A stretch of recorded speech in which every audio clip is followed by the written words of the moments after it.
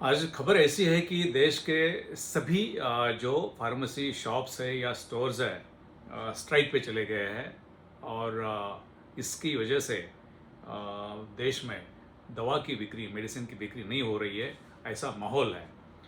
इसमें कितने शॉप्स या स्टोर्स एक्चुअली स्ट्राइक पे गए हैं, इसका ब्यौरा, इसकी इंफॉर्मेशन तो कल ही पता चलेगी। लेकिन जब कभी भी दवाइयाँ जो जान बचाती है और जान बचाने के लिए ही ये मेडिसिन होते हैं, वो अगर ना मिले तो पेशेंट के जान को खतरा हो सकता है। अभी ये जो ऑल इंडिया जो संगठन है फार्मासिस्ट का, जो रिटेल फार्मासिस्ट है, और उसमें से ज़्यादा जो होलसेल फार्मासिस्ट का उसके ऊपर कंट्रोल है, ये सब संगठन के ऊपर, वो सभी संगठनों में इकट्ठा होकर ये ऑल इंडिया स्ट्राइक अनाउंस किया है। अभी इसके पीछे उन्होंने जो बात बताई है वो ये है कि वो क्यों जा रहे हैं स्ट्राइक के ऊपर, वो उनके स्टोर्स क्यों बंद कर रहे हैं।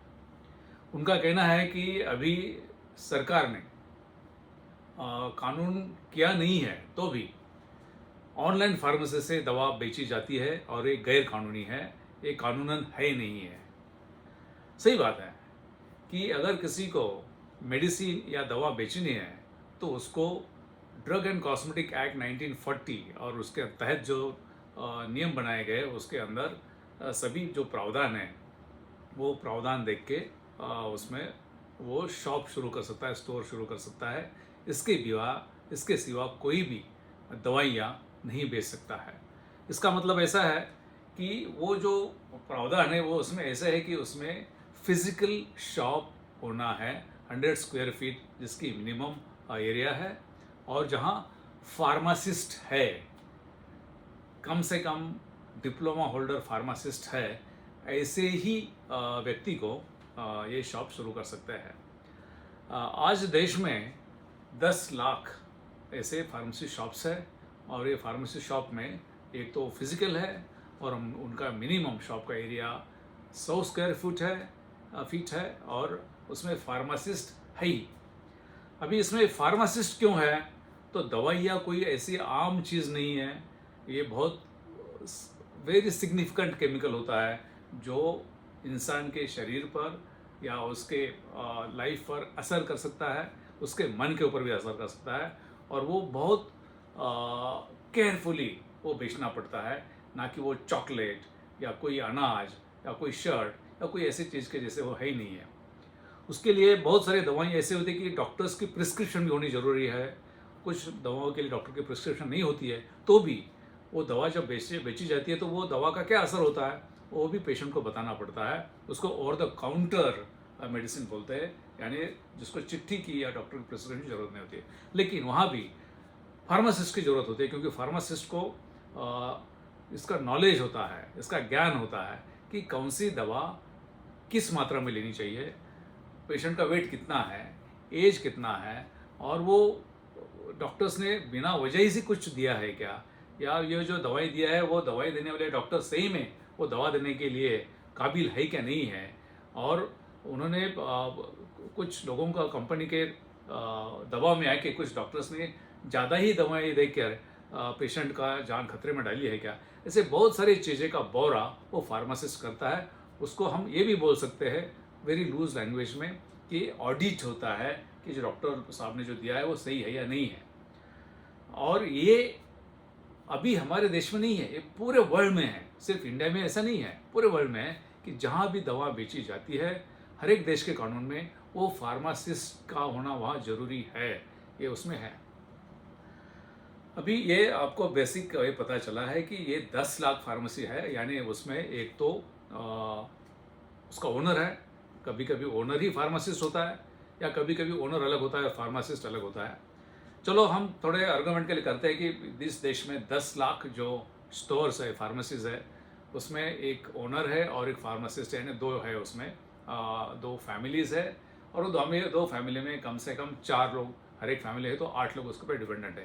यानी 10 लाख फार्मेसी के ऊपर 40 लाख लोग डिपेंडेंट है। अभी 40 लाख लोग डिपेंडेंट है और उसमें फिर आज वो सभी शॉप्स बंद है। इसका मतलब है उनका एक दिन की जो आय है, इनकम है, उसके ऊपर असर पड़ता है। लेकिन वो चीज़ हमें थोड़े से हम बाजू में रखेंगे, उसके बाद में आएंगे।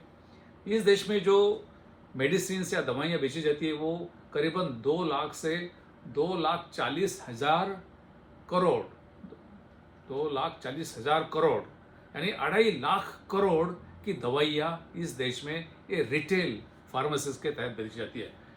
टोटल तो ज़्यादा है, टोटल तो 4.5 लाख करोड़ का बिजनेस इस इंडिया में बिजनेस दवाई का होता है। लेकिन सिर्फ ये जो रिटेल 10 लाख फार्मेसी उनके थ्रू 2.5 लाख करोड़ रुपीस का दवाइयाँ बेची जाती है। इसका मतलब है कि हर एक दवाई की दुकान on an average across the country, देहात से लेके बड़े बड़े शहरों तक ऑन एन एवरेज किया तो महीने में 2 लाख की बिक्री इस दुकानों से इसकी होती है, दवाई की होती है। यानी करीबन 25 लाख पर एनम वो दवाई की बिक्री होती है। इसमें दूसरी बात बहुत इंपॉर्टेंट है, वो बात यह है कि और किसी चीज़ के लिए क्या कीमत होनी चाहिए इसके लिए कानून है ही नहीं अपने देश में। यानी जो प्रोड्यूसर है वो तय करेगा कि उसकी एमआरपी क्या होगी और वो एमआरपी तरह वो बेचा जाता है। लेकिन मेडिसिन एक ऐसी चीज़ है वहाँ पे रिटेलर को मिनिमम 16% प्रॉफिट मिलेगा, ऐसा कानूनन प्रावधान है। यह और कहीं भी नहीं है।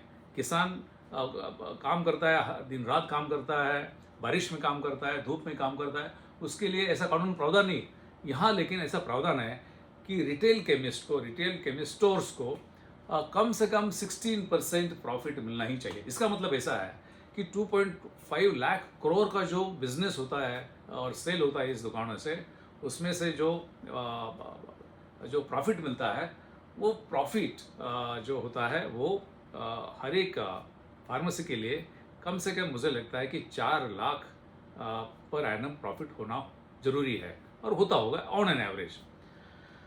तो इसका मतलब है कि ये अच्छा बिजनेस है कि इसके लिए कि जो 40 लाख इसके ऊपर डिपेंडेंट लोग हैं 10 लाख फार्मेसीज के, उनके लिए हर साल उसके जो 4 लाख उसका प्रॉफिट आता है, अच्छा उनका अच्छा चलता है।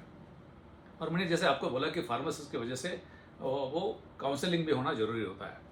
अभी हुआ क्या कि ये ऑनलाइन का ब्यौरा शुरू हो गया, सब चीज़ें ऑनलाइन में मिल रही है और लोगों के दिमाग में क्या है कि ऑनलाइन हुआ तो बहुत अच्छा है, घर बैठे बैठे सब मिल जाएगा, हर चीज़ मिलती है, तो मेडिसिन दवाइयाँ क्यों नहीं मिलना चाहिए। वो इसलिए नहीं है, उसके लिए इसके कानून में प्रोविजन नहीं है कि वो जो फार्मासिस्ट का काउंसलिंग है, जो पेशेंट को बताना ज़रूरी है, जो डॉक्टर बताए उससे भी ज़्यादा बताना ज़रूरी है कि वो कब लेना है, कितनी बार लेना है, खाने के पहले लेना है, खाने के बाद लेना है, कौन से मेडिसिन के साथ लेना है या नहीं लेना है, और जो कुछ चीज़ें उसके साथ खाना है या नहीं खाना है, अल्कोहल के साथ लेना है या नहीं लेना है। और सबसे इम्पोर्टेंट बात यह है कि वो जो दवाई दिया है वो कितने दिन तक लेनी है, ये सब वो जो काउंसलिंग है वो जो बताना है वो फार्मासिस्ट पेशेंट को या उसके रिश्तेदारों को बताता है, उसको काउंसलिंग बोलते हैं और वो होना बहुत ज़रूरी है। अगर ये नहीं हुआ तो एडवर्स ड्रग रिएक्शन यानी दवाइयों का गलत असर भी बॉडी के यूपर होता है और उसमें से और वो जो व्याधि है, जो डिजीज़ है, वो क्योर होने बिना ही और कुछ हो सकता है। और उसमें यूएसए में हम तो कोई ऐसा स्टैटिस्टिक्स नहीं रखते हैं, लेकिन यूएसए में, अमेरिका में हर साल ऐसे एडवर्स ड्रग रिएक्शन की वजह से करीबन 1 लाख लोग अपनी जान गंवाते हैं। तो इसलिए फार्मासिस्ट जरूरी है और एक कानून में है, फार्मासिस्ट नहीं है तो कोई शॉप की ज़रूरत ही नहीं है। ऑनलाइन में ये कुछ है ही नहीं है, ऑनलाइन में फार्मासिस्ट होता नहीं है। आप पर्ची दिया या पर्ची नहीं भी दिया, आप ऑनलाइन ऑर्डर किया तो फिर दवाई अपने घर पे आती है, उसकी क्वालिटी क्या है किसको मालूम नहीं होता है, वो कहाँ से आई मालूम नहीं होता है, उसकी क्वालिटी के लिए जो एफडीए जो होते हैं देश के हर एक राज्य में, उन्होंने उसकी क्वालिटी कंट्रोल दिखाया कि नहीं किसी को मालूम नहीं होता है, और फिर ये दवाइयाँ बेची जाती है। ये पूरे वर्ल्ड में गैर कानूनी जैसा है और इंडिया में भी वो उसको ऑनलाइन चलाने का प्रावधान है ही नहीं, यानी ये गैर कानूनी है, इसके दिस इज इलीगल। अभी इलीगल क्यों हुआ, तो सबसे ज़्यादा क्या हुआ कि 2008 में पहले तो ऑनलाइन था ही नहीं, लेकिन 2008 के दरमियान यूएसए में, अमेरिका में ऑनलाइन के ये उसका मार्केट शुरू हो गया। उसमें एक लड़का था, रायन हाइट करके एक लड़का था, 19 साल का लड़का था। उसने ऑनलाइन मेडिसिन मंगवा के ज़्यादा मेडिसिन लिए, दवाइयाँ ज़्यादा ली और उसकी जान चली गई। तो उधर यूएसए में उनके उसके लिए कानून लाया गया, फार्मेसी ऑनलाइन नहीं होनी चाहिए या हाईली रेगुलेटेड होना चाहिए। इसलिए रायन हाइट एक्ट 2008 यूएसए में आ गया कि ऐसा गलत चीज़ें जो एंटीबायोटिक है, सेक्सुअल एनहांसमेंट के ड्रग्स है, बहुत सारे जो मेडिसिन है वो ऑनलाइन लेके या नशीले पदार्थ के जिसका मिसयूज़ किया सकता है, या नींद की गोलियां भी कर सकती है, इसके ऊपर ये नहीं होना चाहिए। इसलिए अमेरिका ने Ryan Haight act online prevention of sale of medicine के लिए 2008 में लाया। अभी ये ऐसा हुआ कि ऑनलाइन का ये जो भयंकर ऐसी चीज़ है या जो ये मॉन्स्टर है पूरे वर्ल्ड में फैला गया कि ऑनलाइन में लोग लगे उसके ऊपर दवाइयाँ बेचते रहे। लेकिन ये बहुत ख़राब चीज़ है, इसके लिए वो पूरी फैमिलीज बर्बाद हो सकती है, किसी की जान जा सकती है। इसके लिए फिर इंटरपोल ने हर साल ऑनलाइन फार्मेसी के खिलाफ एक ऑपरेशन पेंजिया जो हर साल मई और जून में चलाते हैं पूरे वर्ल्ड में। और उसमें से अभी हाल ही में 2025-26 का जब अभियान चला तो 13,000 ऐसे ऑनलाइन जो वेबसाइट्स थी जहाँ पे इलीगल ऑनलाइन चलता है उनको खारिज कर दिया। इंडिया में ये ऑनलाइन चलता था, जब मैं एफडीए कमिश्नर था तब तक कोई उसके ऊपर ध्यान नहीं दिया। ऑनलाइन भरमसाठ से बहुत ज़्यादा ऐसे चल रहा था और उसके ऊपर मैंने जब कंट्रोल लाया तो इंटरपोल के लोग मुझे मिलने आए कि इंडिया में ऐसा हुआ, ज़रूरी है क्योंकि यहाँ से बहुत इलीगल वेबसाइट चलती है और यहाँ से कंट्रोल करना जरूरी है। वो कंट्रोल हुआ।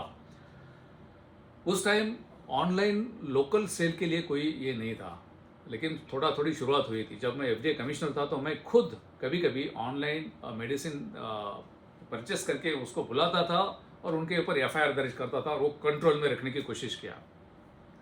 बाद में हाल में क्या हुआ कि ऑनलाइन कानून में वो गैर कानूनी है ऐसा रहने के बावजूद बहुत जोर से चल रहा है। और इसका मतलब ऐसा है कि जो कानून में नहीं है वो नहीं है तो भी ये चलने दिया है। किसने चलने दिया है? Drug controller general of India, secretary health government of India, क्योंकि उनके पास हथियार है, वो बता सकते हैं कि इनके ऊपर कार्रवाई करो। और स्पेशली कमिश्नर्स एफडीए या ड्रग कंट्रोल ऑफ स्टेट के होते हैं, उन्होंने उसके तरफ अनदेखी किया। बात तो एक ऐसा था कि उन्होंने उसके ऊपर इमीडिएट क्रैकडाउन करना चाहिए था कि एक भी ऑनलाइन ऐसी वेबसाइट चलेगी नहीं, ये इलीगल है। वैसा नहीं हुआ। अब ये बहुत बड़ा मॉन्स्टर बना है और ये बंद करना चाहिए। इसके लिए मुझे लगता है कि ये जो संगठन है फार्मासिस्ट के, उन्होंने आज स्ट्राइक पे चले गए हैं। लेकिन ये लोग भी इसके लिए जिम्मेदार है। ये जो संगठन है फार्मेसी के, ये लोग इसके 100% जिम्मेवार हैं। ये इसीलिए कि उन्होंने इस देश में, मैंने जो पहले जिसका जिक्र किया है कि जो फार्मासिस्ट का काउंसलिंग होना होता है जो पेशेंट को या उसके रिश्तेदारों को, उन्होंने इस देश में चलाया ही नहीं। 1945 से लेके महाराष्ट्र में जब तक मैं एफडीए कमिश्नर बन के नहीं आया था तब तक मुझे लगता है कि कहीं ऐसा हुआ ही नहीं। मैंने पहली बार शुरू किया है कि इसका फार्मासिस्ट का काउंसलिंग होना चाहिए। जब मैं ऐसा शुरू किया तो मुझे पता चला कि बहुत जगह फार्मासिस्ट ही नहीं होते हैं। सिर्फ स्टोर शुरू करते वक्त दिखाने के लिए फार्मासिस्ट होता है, उसका लाइसेंस लेते हैं, रजिस्ट्रेशन लेते हैं फार्मासिस्ट का, उसको ऊपर वॉल के ऊपर लगाते हैं और उसको रेंट देते हैं 500 रुपये से लेकर 1500 रुपये तक। यानी वो पूरा ये सिस्टम ऐसा हुआ था कि ये करप्टेड सिस्टम हुआ था कि दुकान है, फार्मेसी की दुकान है, स्टोर है, लेकिन फार्मासिस्ट नहीं है। और ये फार्मासिस्ट नहीं है तो फिर काउंसलिंग होने की तो कोई बात ही नहीं आती है। अमेरिका में अगर कोई पेशेंट डॉक्टर के पास जाता है, अगर वो डॉक्टर को उसके पास 5 मिनट में रखते हैं चेक करने के लिए, जब वो फार्मासिस्ट के पास जाता दवा लेंगे उसमें 10 मिनट उधर रुकता है। वो ज़्यादा काउंसलिंग की ज़रूरत होती है। हमारे यहाँ ये पूरा बंद कर दिया था। मैंने जब इंसिस्ट किया कि फार्मासिस्ट होना ज़रूरी है क्योंकि कानून में है और वो पेशेंट की ज़रूरत है और देश के पेशेंट की ज़रूरत है, तो ये जो संगठन है जो आज स्ट्राइक में गए, उन्होंने मेरा विरोध किया और 3 बार वो स्ट्राइक पे चले गए स्टेट में, और एक नेशनल स्ट्राइक हुआ था, उसमें भी यही बात थी। यानी ये जो आज का ऑनलाइन हो रहा है, ये इनकी ही कर्तृत्व है, इनकी ही वजह से हुआ है। इनको फार्मासिस्ट नहीं चाहता। अगर उन्होंने इस देश में ये कल्चर चलाते थे कि फार्मासिस्ट शॉप में, उनके स्टोर में है और वो काउंसलिंग करता है और ऑनलाइन नहीं होता है काउंसलिंग, तो आज उनके लिए बहुत स्ट्रेंथ रहती थी। लेकिन जब ऑनलाइन नहीं था तो वो फार्मासिस्ट नहीं रखते थे।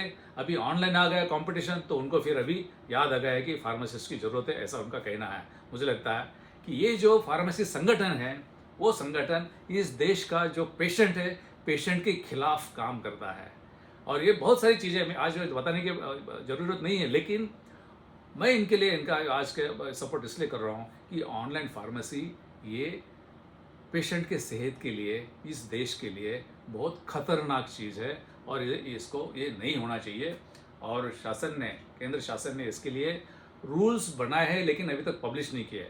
मैं मेरी दरख्वास्त है केंद्र शासन को भी कि ऑनलाइन के ऊपर वो रूल तो पब्लिश ना करे, वो रेगुलराइज ना करे, लेकिन आज इस देश में जो भी ऑनलाइन प्लेटफॉर्म चल रहे हैं उनके ऊपर सख्त कार्रवाई करे और उनको पनिशमेंट भी दे सकते हैं। और वो पनिशमेंट दे सकते हैं, उसमें प्रावधान है। हर एक ड्रग एमडी कमिश्नर वो कर सकता है। आज के लिए वो नहीं हो रहा है और फिर उनको, ये संगठन को वो इसमें स्ट्राइक के ऊपर जाना पड़ता है। मुझे लगता है कि ये स्ट्राइक की वजह कुछ और भी हो सकती है। मेरा इसका एक्सपीरियंस बहुत अलग है। चीज़ कुछ एक हो सकती है और स्ट्राइक और किसी के लिए हो सकता है। ये स्ट्राइक सही ऑनलाइन के लिए है और कुछ चीज़ के लिए है, मुझे मालूम नहीं है। लेकिन देश को मेरा कहना है, सभी लोक प्रतिनिधियों को मेरा कहना है कि इस देश में ऑनलाइन फार्मेसी को बैन कीजिए और जो भी चला रहे हैं वो बहुत गलत है। अभी मैं इससे थोड़ा सा हट के बाजू दूसरी चीज़ के ऊपर जा रहा हूँ। ये तो हेल्थ की वजह से खराब है ही, लेकिन दूसरी चीज़ उससे भी ज़्यादा इम्पोर्टेंट है और उतनी इम्पोर्टेंट है। वो चीज़ ऐसी है कि अभी 4th इंडस्ट्रियल रिवोल्यूशन टेक्नोलॉजीज आई है। Artificial intelligence, robotics, cognitive analytics, बहुत सारी चीज़ें हैं और ऑनलाइन ये तो सब आया ही है। अभी उसमें जॉब्स जो है परमानेंटली चले जा रहे हैं, नए जॉब्स आ रहे हैं, लेकिन वो जो जॉब्स जा रहे हैं परमानेंटली एक्सटिंक्ट हो रहे हैं, वो रिप्लेस नहीं कर पा रहे हैं। यानी इस दुनिया में, वर्ल्ड में, पूरे वर्ल्ड में जो अनएम्प्लॉयमेंट है वो ये टेक्नोलॉजीज की वजह से बढ़ते जाएगा। अभी आपने देखा होगा हाल में कि कुछ कंपनियों ने, आईटी कंपनियों ने मुझे उसमें रिट्रेंचमेंट किया है, कुछ एम्प्लॉयज़ को निकाल दिया है और वो चलते जाएगा और ऐसा बढ़ेगा। मुझे लगता है कि कहीं ना कहीं तो हमें ऑनलाइन या टेक्नोलॉजी का यूज़, अच्छा यूज़ और अपना ईज़, कि मुझे मार्केट में जाके दवा खरीदने से घर पे आए तो वो अच्छा ईज़ है, लेकिन पूरी इकोनॉमी देख के या देश की हालात देख के मुझे लगता है कि कुछ मिडिल पाथ, मिडिल वे देखना ज़रूरी पड़ेगा। वो ऐसा है कि आज जो 2.5 लाख करोड़ की दवाइयाँ 10 लाख दुकानों से बेची जाती है और उसके ऊपर 40 लाख की आबादी, सब जो दुकानों के फैमिलीज़ है उन पर निर्भर है, वो अगर बंद कर दिया और ऑनलाइन शुरू कर दिया तो ऑनलाइन कितने प्लेटफॉर्म्स पे 4-5 लोग रहेंगे। यानी उसका ऐसा है कि जो ये प्रॉफिट आएगा, ये जो पूरा प्रॉफिट होता है, वो प्रॉफिट 2-4 लोगों को ही मिलेगा जो आज 40 लाख की आबादी को सपोर्ट कर रहा है। उसकी वजह से भी और उसके लिए भी अगर इस देश में एम्प्लॉयमेंट और बिजनेस प्रोटेक्ट करना है तो जहाँ नहीं है, ज़रूरी नहीं है, वहाँ वो ये ऐसी टेक्नोलॉजी यूज़ करने की ज़रूरत नहीं है। मुझे लगता है कि इस देश की पॉपुलेशन, इस देश के अनएम्प्लॉयमेंट की पोजीशन और इस देश के जो हेल्थ सेक्टर का जो अभी का ब्यौरा है, वो सब देखते हुए ऑनलाइन फार्मेसी इस देश में नहीं होनी चाहिए। और मुझे लगता है कि मीडिया, लोक प्रतिनिधि, गवर्नमेंट ऑफिशियल्स और पॉलिटिशियंस, स्पेशली गवर्नमेंट्स, इन्होंने साथ में आकर ये ऑनलाइन का जो महाराक्षस बना है उसको अभी के अभी खारिज करना चाहिए, बंद कर देना चाहिए।